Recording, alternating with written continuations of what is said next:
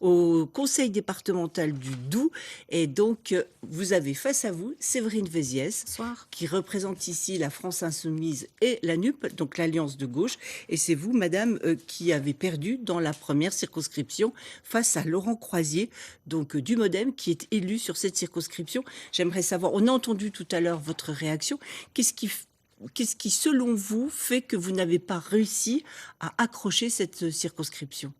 Alors déjà, je voudrais remercier les électeurs et les électrices qui nous ont permis de faire ce joli score, même si effectivement, c'est pas une victoire. Et je voudrais remercier également tous les militants et les militantes qui se sont démenés sur le terrain parce qu'on a fait une très très belle campagne.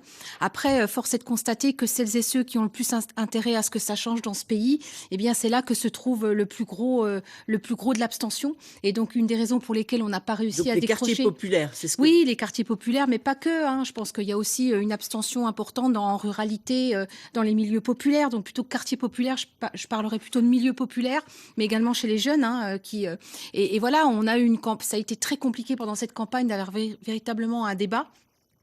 Et Emmanuel Macron emporte en grande partie la responsabilité, puisqu'il a refusé le débat dès l'élection présidentielle. Et beaucoup des Oui, personnes mais nous là, est-ce que disaient vous ne ça. pensez pas aussi que cet amalgame de plusieurs partis de gauche n'a pas forcément Non, je ne crois pas. fonctionné? Force Vous est de n'avez qu'un constater. élu en Franche-Comté. Oui, mais force est de constater que c'est une réussite au niveau national. On a 149 élus de la NUP, on sera la première force d'opposition. On a Emmanuel Macron qui a une véritable déconvenue ce soir, puisque c'est le premier président de la Ve République depuis l'inversion du quinquennat qui n'obtient pas une majorité absolue, qui a une majorité relative. Et donc, on sera la principale force d'opposition. Et c'est un double échec pour Emmanuel Macron, puisque non seulement il n'aura pas de majorité absolue, mais en plus, il a fait en sorte qu'on ait plus de 80 députés du Rassemblement national qui entrent ce soir à l'Assemblée nationale. Et ça, c'est une véritable catastrophe. Et, Alors, attendez, alors, est-ce que... juste, je voudrais féliciter mon camarade Florian Chaul dans le territoire de Belfort qui a mené un très beau combat contre le Rassemblement national. Mais est-ce que c'est pas aussi, là, vous n'avez pas un plafond de verre à gauche dans votre incapacité à rassembler, y compris contre le Rassemblement national? Ça se joue à un cheveu pour Florian Chauche dans le Oui, territoire bien de sûr. Belfort, et une candidate écologiste dans Lyon qui est battue ce soir face au Rassemblement national. La gauche n'a pas réussi à rassembler. C'est aussi ce qu'on voit ce soir. Je pense qu'il y a une désaffection et une désaffection du politique, et le Rassemblement national est vu comme la solution du dégagisme. Et effectivement, il va falloir qu'on réfléchisse à tout ça pour voir un petit peu, parce que force est de constater que les élus du Rassemblement national, quand ils sont à l'Assemblée nationale ou quand ils sont au Parlement européen, systématiquement votent les mesures contre le peuple. On voit bien que Marine Le Pen, elle est pour la retraite à 65 ans. Donc il va falloir effectivement qu'on réexplique ce genre de choses et qu'on fasse comprendre aux gens effectivement que les politiques qui vont défendre un programme de progrès social et de bifurcation écologique, ce sont les candidats de la gauche et de l'écologie. Alors, vous dites les classes populaires ne sont pas venues dans les urnes pour nous, aucun élu que vous souteniez, ni Séverine Véziès, ni Stéphane Ravaclet. Quel est votre sentiment ce soir? De la grosse déception? Bien sûr qu'on est déçus, mais je dois quand même retenir le fait qu'à Besançon, il y a un cœur battant qui est celui de l'écologie et celui de la gauche. Moi, je viens d'entendre qu'on parle de ceux qui ont voté, mais moi, franchement, il va falloir qu'on regarde très sérieusement une France qui, depuis 1958, ne cesse de voir un abstentionnisme s'installer de façon structurelle. Donc, La gauche, malgré l'union de différents partis, n'a pas réussi à répondre à ça. Eh bien, je mets tout le monde devant les responsabilités qu'on a.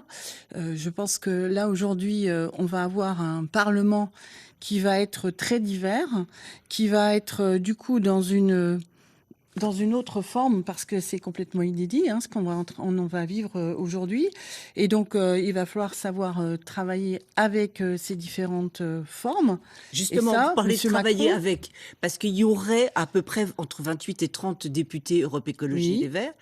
Si Emmanuel Macron, on va dire, suit ses promesses et fait vraiment de l'écologie politique, vous allez voter pour lui, pour ses projets ou pas à l'Assemblée nationale? Alors, si il y a une caractéristique des députés Europe Écologie Les Verts, c'est d'être extrêmement travailleurs. Donc, c'est des députés qui, de toute façon, porteront haut et fort l'enjeu du moment, celui du climat, celui de la biodiversité, celui qui nous importe tous parce qu'il concerne Oui, mais vous la pourrez vie. donc vous travaillez peut-être, mais est-ce que vous allez travailler avec? Alors, on va déjà se poser la question de la NUPS. comment elle va s'organiser, parce que pour l'instant, c'est la force. Vous avez un doute?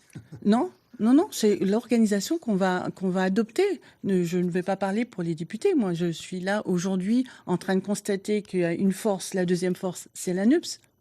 Donc aujourd'hui, c'est celle-ci qui va être en face du gouvernement et dire absolument quelle façon dont, enfin, on imagine combien Macron, pour la première fois, donc le président Macron, pour la première fois, va se trouver devant une situation, celle de devoir gouverner et d'être avec un Parlement qui va être en capacité d'être un vrai Parlement, c'est-à-dire d'être dans son rôle, celui d'être dans le système de contrôle, dans celui système de on vote ou pas le budget, dans celui qui consiste à dire quel projet on veut avoir. Je vais vous interrompre parce qu'on va justement, on va rester avec l'Union de la gauche. Il y aura un député de l'Union de la gauche qui représentera la Franche-Comté, c'est Florian Chauche, qui a donc été élu face à la candidate du Rassemblement national. C'est dans la 2e circonscription du territoire de Belfort et c'est un reportage d'Ali.